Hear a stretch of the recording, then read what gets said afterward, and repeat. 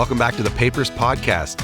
This is the land of the health professions education literature, and the team's all here to interpret it, to debate, to say why John is wrong. And actually, today, it's John's paper. We're going to come back to him in a minute. Welcome, Lara. Where are you again? Hi, everybody. I'm recording from my car. It's not even my car. It's my husband's car. AKA I don't remember what you called it. The crappy car studio. CCS? Yep. Can I just say, I keep having this flashback to Chris Farley from the 90s on SNL doing the van down by the river. That I just need for you to get all enraged and talk about your van down by the river. So if you're doing that, I have flashbacks to, what was it when they did the Queen? Was it Bill and Ted's Excellent Adventure when they sang Queen from the front seat of the car? Anyway. No, that wasn't Bill and Ted's. That was, that was Mike Myers and Dana Carvey in Wayne's World. That's right, Wayne's World. Party on. Excellent. It's Cashmere or something. Yeah. I can bring that up for us. Welcome, Linda.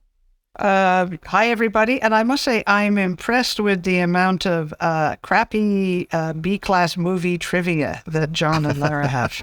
Not B-class. Not B-class. High class, man. That's a Hollywood genre. Small town Ontario. Yeah. One movie theater.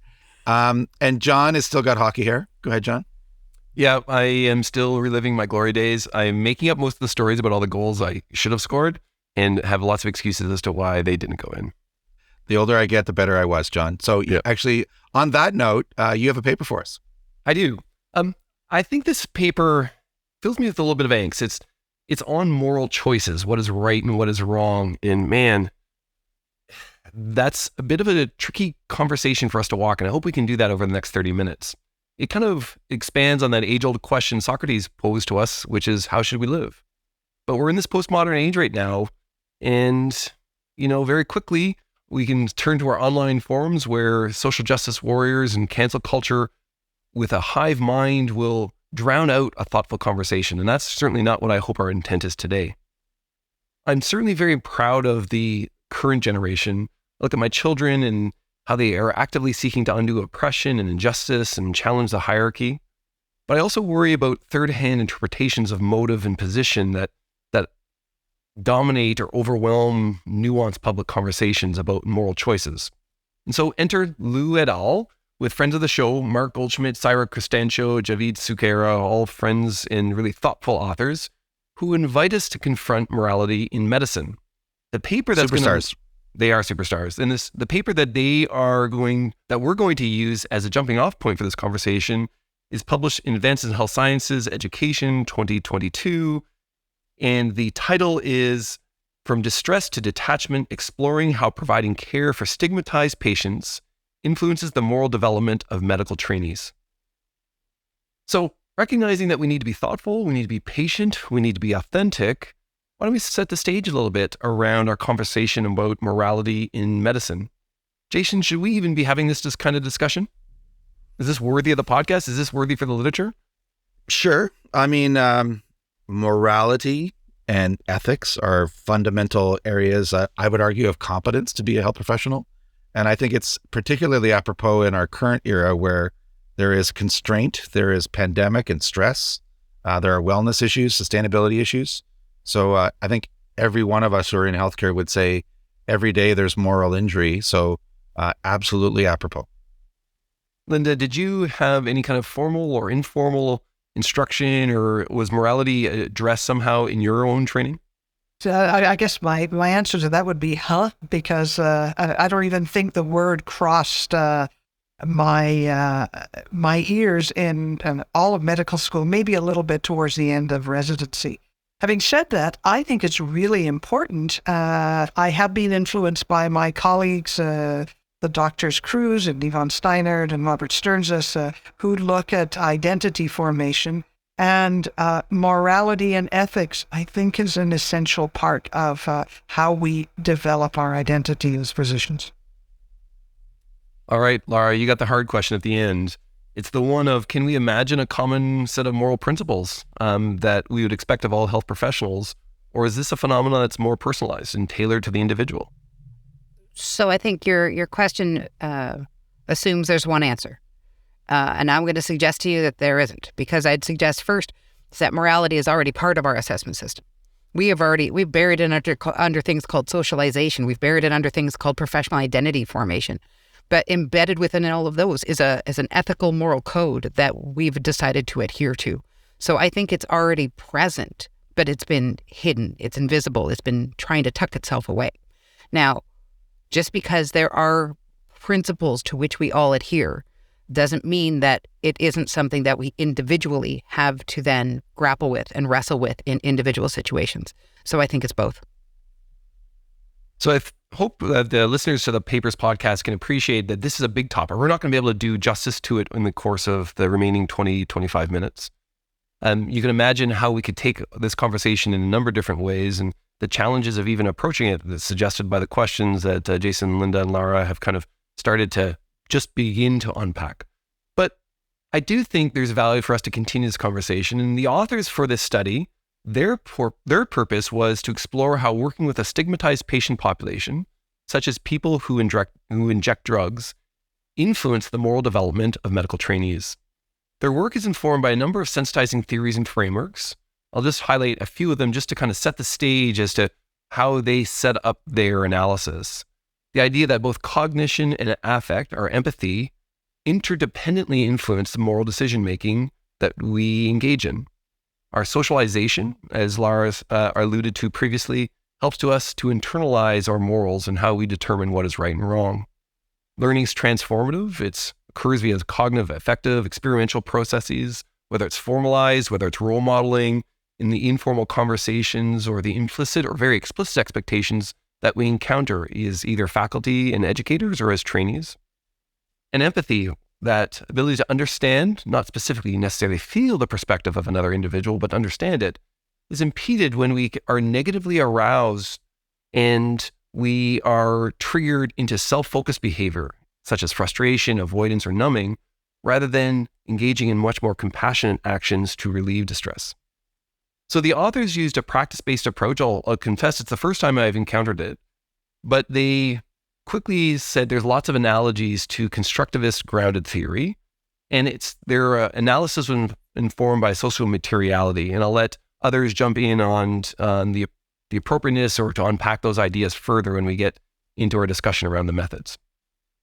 Essentially, they had 150 hours of direct observation via rounds or handover or bedside interactions between patients who inject drugs and trainees, including 48 participants from 2 acute care hospital internal medicine wards. They had an additional 157 minutes of field interviews and follow-up interviews.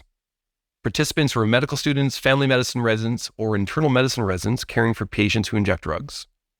In addition, all the clinical documentation, whether it's the admission or discharge note, the daily progress note, etc., as part of the medical record was also reviewed.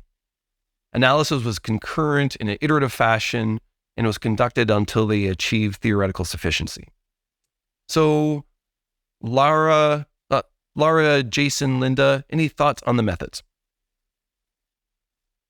I have thoughts on these methods. I've got 2 things I want to say. First is I want to give a standing freaking ovation for You're in these your car, methods. so you cannot do that. You're going to hit your If head. I wasn't in the crappy car studios, I would stand up and applaud, but we can't in the box. They are fantastic. If you are looking for an exemplar, I just love the method section of this paper.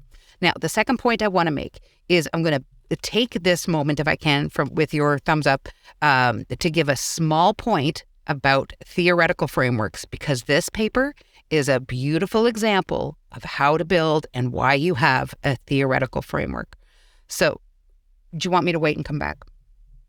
Okay, I'll wait. No Linda one's going to has stand and finishing. wait. No, you're on a soapbox. None of us are going to stand No, in but the way of that Linda's happening. nodding. I'm very polite. No, Yeah. keep going. No, go, Round it Linda. out. You're next, honey. I'll wait. Well, I have a question that relates to this, so maybe you can answer both at once. My understanding of grounded theory or constructivist grounded theory was that the answers rose from the data.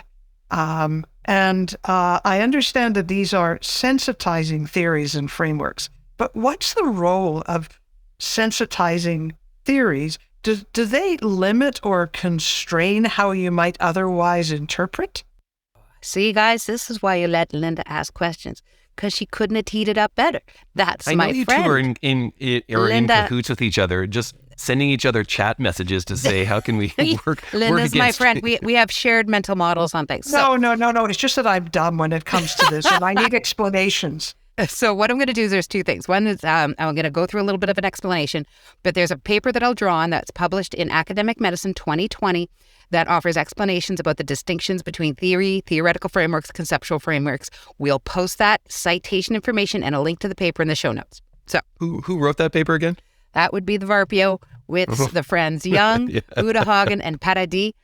Best, those collaborations where you have the good fight where you just keep fighting until you understand it better? Best collaboration. Okay, so what is a theoretical framework?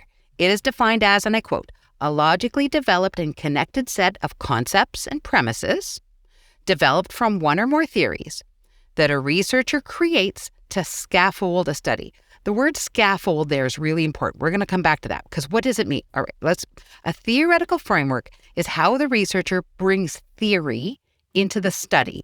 It's the work that the researcher does to harness the power of the theory to shape the investigation.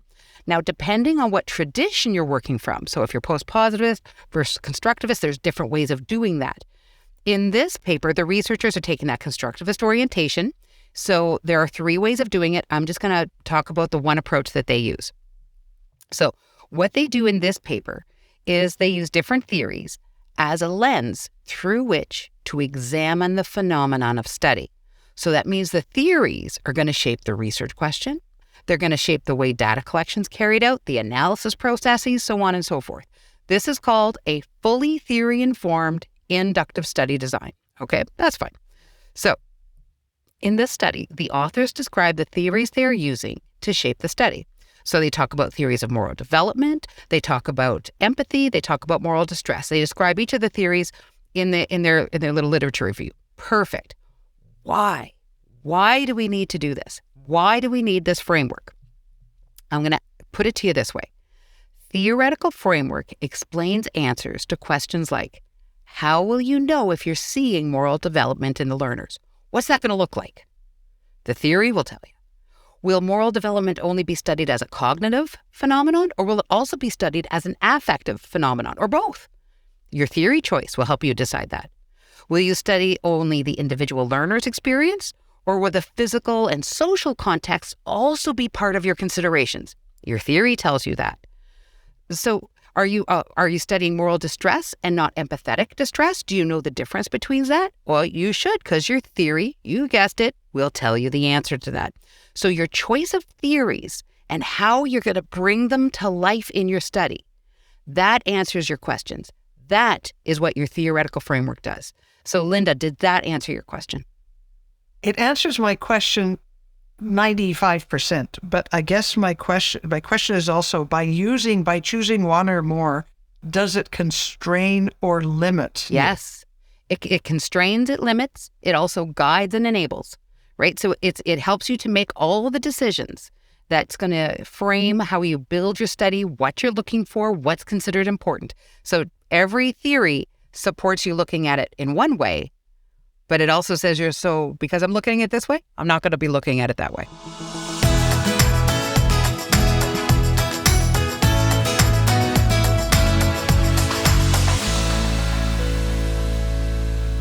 All right, Jason, what do you think about the methods here? Well, Lara just took everything I was going to say. I prepared a few notes and wrote a textbook while I was waiting, but that's fine. I'll pick it up from another angle. Actually, this is an amazing study. I'm really impressed by the extent of the work, right? 150 hours of observations. Like that's really incredible. I actually have something that I was thinking about how they operationalize this, and maybe Lara can help me and like a really quick answer of, so you do these observations, you look at notes on the wards and so on. What about all the object observations? So instead of the people, they were looking at notes, they were looking at the computer system, they were looking at what was deployed. What's the mechanism you bring that into the conversation and discourse as the team's doing research? It's different than having a transcript that you code. Right. So the key here is that they did observational data. So in observational data, you note when they're going to the electronic health record or when they're having a corridor conversation or those sorts of things.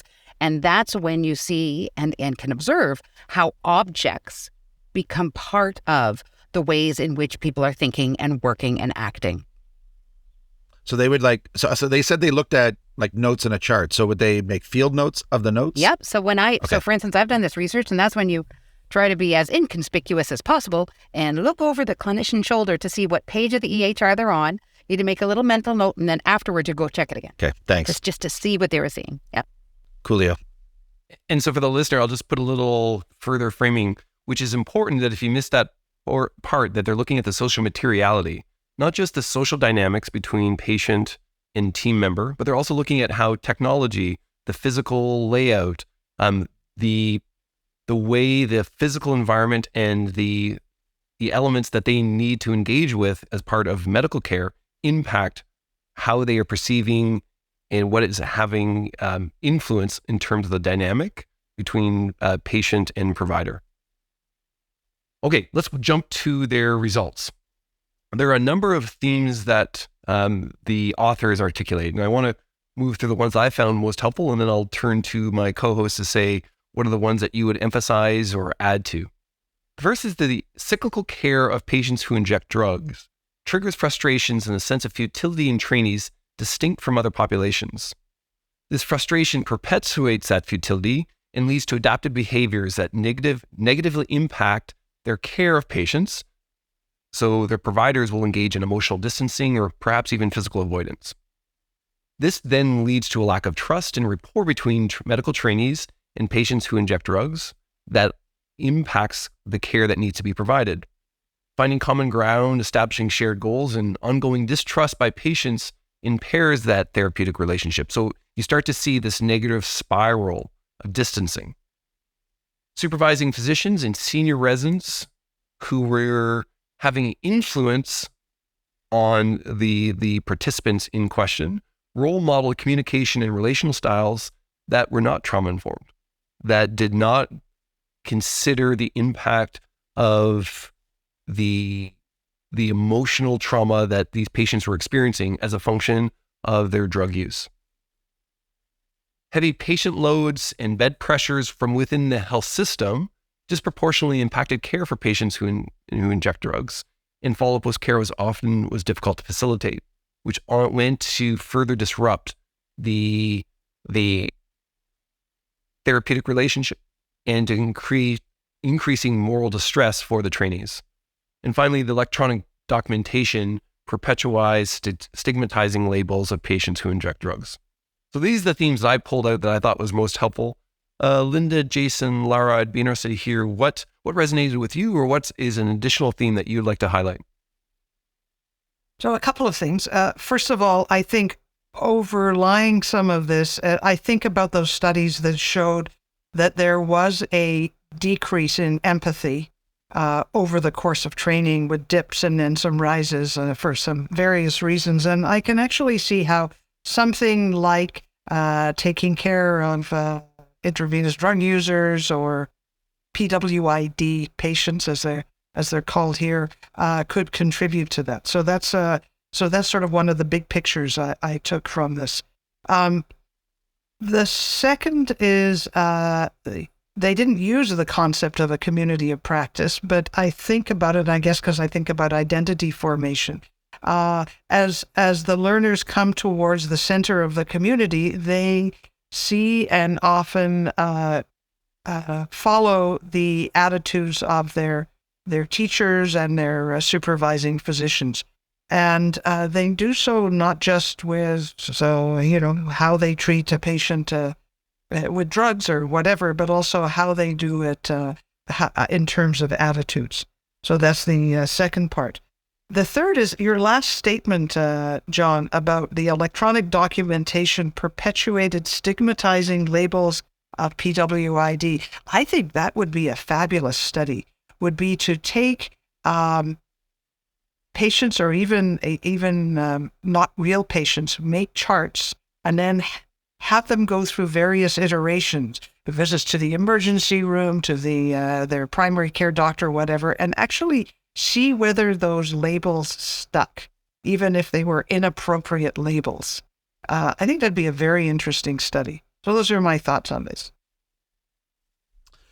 So I'll jump in and just say that I found this very powerful, the findings. The quotes are, they resonate. And for me as a clinician is really how this paper struck me.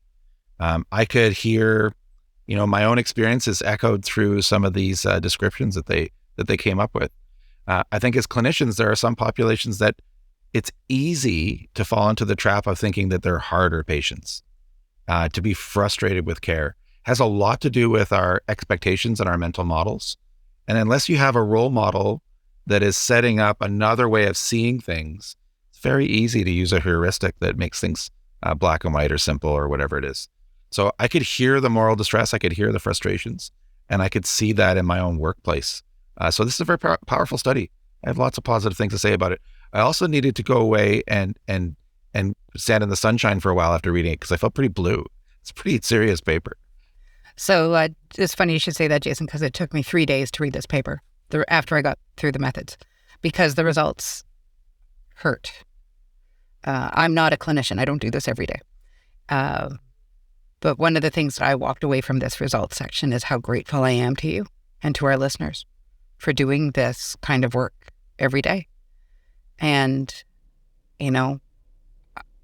I feel so lucky that my life didn't take me down a road where I was one of those patients. And I know I didn't go down the road of being clinician because I don't know if I have the strength to be strong enough, to be empathetic, and to be that kind of person every day. So this took me a long time to read. But the only notes I made about this section was thank you. Thank you to the three of you. Thank you to all of the listeners for the work that you do. You make a difference when you do this work. That's powerful. I'm just going to maybe move to the conclusions because I think all three comments have captured, I think, the nuance of this paper. With a double click on it to say, I would encourage listeners of the podcast to read the results sections. I think it becomes even more powerful when you can start to see yourself in similar situations, maybe perhaps not identical, but in similar situations. Here's the conclusion from the authors. And I'm going to do a kind of a reduced version that comes from their conclusion. Fostering empathy through moral development has become as important as acquiring bioscientific acumen.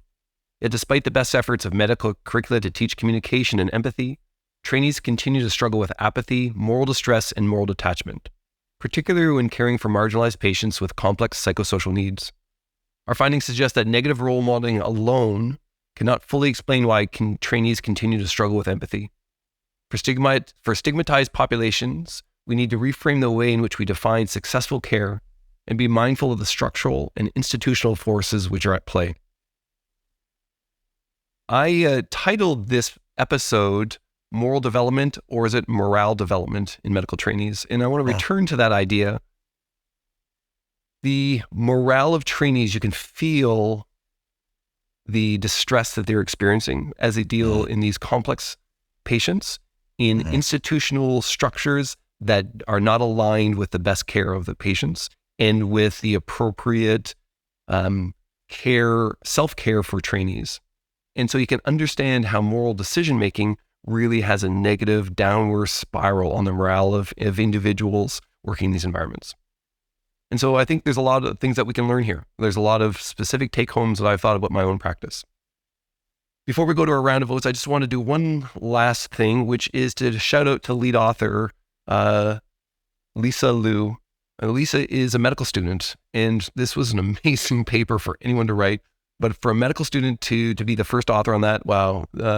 Lisa, you're going far in HPE research. How'd you get the time? I wouldn't have 150 hours as a med student. Tip of the hat. She deserves it for sure. What about all that fast food I was supposed to eat?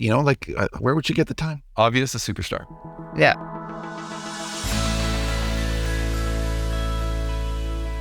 So let's go to our round of votes in terms of methods. Jason, Lara, Linda, on 1 to 5, where do you score this one?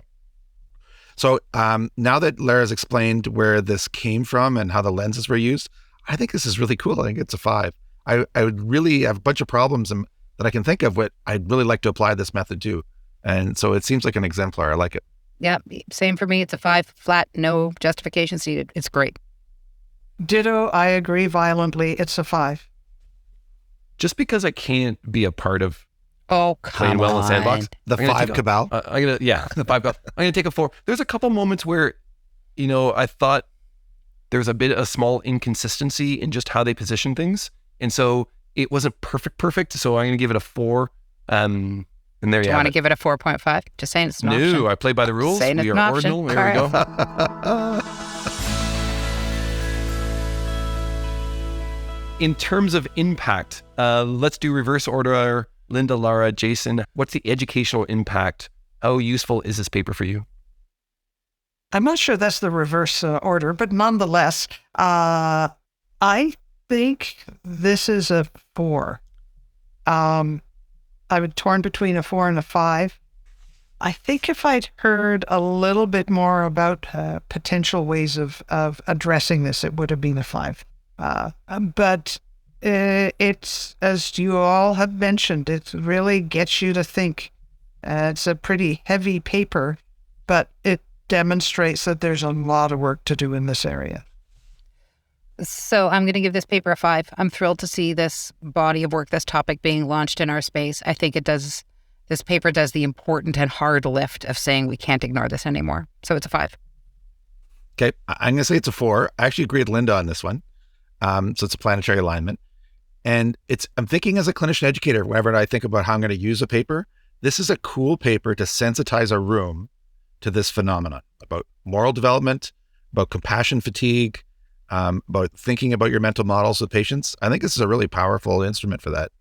To give it a 5, I'd like to have the authors give us suggestions about how to take a step forward and apply it to our system. So this is a very, very powerful 4. I'm going to take the different tack from you, Jason, which is to say it's a 5, asking an author group to unpack this really complex dynamic and take away the obvious punchline of people engage in non-participatory relationships with difficult and complex psychosocial patients because they role model a bad behavior. They've unpacked that in a very different way that opens up the entire conversation. But then to say, and now tell us what to do with that, but do it within 3,000 words is an impossible task. So I think this is a line of inquiry, and I would hope that this research group continues further work in terms of unpacking it further, understanding it, looking more specifically at the social materiality of some of the institutional and structural barriers, and then the applications and the now what element for the clinician educators. But for a standalone paper, remember, we started this thing, I thought, man, we're going to talk about moral development in medical trainees. This is going to be tricky. And I think they walked that line in a really helpful and very thoughtful way. So it's a 5 for me. Yeah, bravo. So there you have it. We'd love to hear from you. What's your take on this subject? Or what's your take on another paper that you want to hear on the Papers Podcast? You can reach us on social. You can find us at our website. Thanks for listening. Talk to you later. Bye-bye. You've been listening to the Papers Podcast. We hope we made you just slightly smarter. The podcast is a production of the Unit for Teaching and Learning at the Karolinska Institutet. The executive producer today was my friend Teresa Sörö. The technical producer today was Samuel Lundberg. You can learn more about the Papers Podcast and contact us at www.thepaperspodcast.com. Thank you for listening, everybody, and thank you for all you do. Take care.